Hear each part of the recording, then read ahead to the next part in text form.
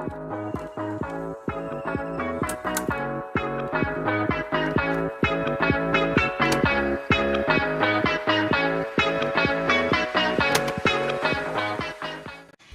dans ce Day Storyteller. Aujourd'hui on va parler de la théorie des 4 humeurs et du serment d'Hippocrate. Alors ce qu'il faut savoir, c'est qu'en Grèce antique, la formation médicale suit la forme de secte, mais pas la secte comme on l'entend, la secte religieuse avec des gens qui prient et tout. Non, non. En fait, ça désignait plutôt un groupe de personnes qui suivaient l'enseignement d'un maître. Donc, ce qu'on désignait par secte, c'était l'école médicale. Ensuite, pour rentrer dans ce groupe, il fallait prêter serment, le fameux serment d'Hippocrate. Ce texte sacré n'a jamais été perdu et il date du 4e siècle avant Jésus-Christ. Ce qu'il faut savoir, c'est que ce serment, ce n'est pas Hippocrate qui l'a écrit. En fait, on ne sait pas qui est l'auteur de ce serment. On l'a juste retrouvé parmi le corpus hippocratique et c'est de là qu'il tire son nom. Il comporte environ 7 conditions. La première, c'est qu'en rentrant dans l'école médicale, on se trouve dans une famille élargie. Donc on doit respect envers son maître. C'est-à-dire que non, tu ne dois pas l'insulter et tu ne dois pas non plus lui marcher sur les pieds. Deuxième condition, il ne faut pas nuire. Donc si un patient vous énerve, vous n'avez pas le droit de lui donner une claque.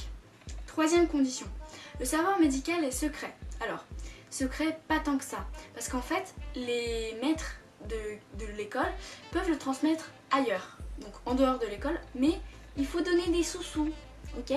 Donc oui, à l'époque aussi, les sous-sous étaient très importants. Quatrième condition, le médecin n'a absolument pas le droit de provoquer la mort du patient, même si celui-ci l'implore.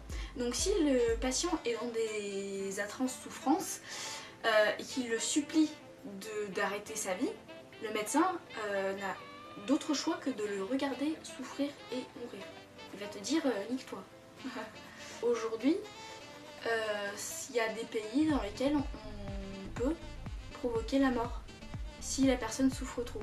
Cinquième condition et la plus étonnante, c'est qu'on n'avait pas le droit de faire de chirurgie. Oui, oui, vous avez entendu. Si jamais tu t'ouvres le crâne, en Grèce antique, eh bien ce n'était pas un médecin qu'il fallait voir, mais un chirurgien. En effet, les chirurgiens étaient considérés comme une classe inférieure aux médecins. Je m'explique. Le médecin touche le corps du patient, qui est considéré comme sacré. Et si il utilise quelque chose comme un couteau, un scalpel, des ciseaux ou je ne sais quoi d'autre pour soigner son patient, c'était considéré comme perturber énormément l'équilibre interne du corps. Et donc, à cette mauvaise tâche se livrait le chirurgien. En bref, tout le sale boulot était toujours donné au chirurgien à l'époque, qui était même pas considéré comme un médecin. Sixième condition, le respect de la personne. Alors vous allez me dire, c'est la même chose que ne pas nuire, non? Alors non. Dans le sermon d'Hippocrate, cela concerne tout ce qui est attrait aux bonnes mœurs, en fait. Le médecin étant en très forte intimité avec le patient, il le touche, etc. Il le palpe pour savoir quelle maladie il a. Il se peut que le médecin soit séduit par la physionomie de son patient et qu'il ait du coup des désirs sexuels. Et bien cette règle implique qu'il n'a pas le droit de les assouvir. Donc à l'époque, au 4e siècle avant Jésus-Christ, on disait déjà que non, ce n'est pas bien de violer ses patients ni d'assouvir ses désirs sexuels même s'ils étaient consentis. Septième condition, le secret médical. Le secret médical existe encore aujourd'hui et on en parle beaucoup. Mais qu'est-ce que c'est? En fait, on désigne sous terme de secret le fait que le médecin n'a absolument pas le droit de divulguer des informations sur son patient ailleurs que dans le cabinet ou dans l'hôpital dans lequel il travaille.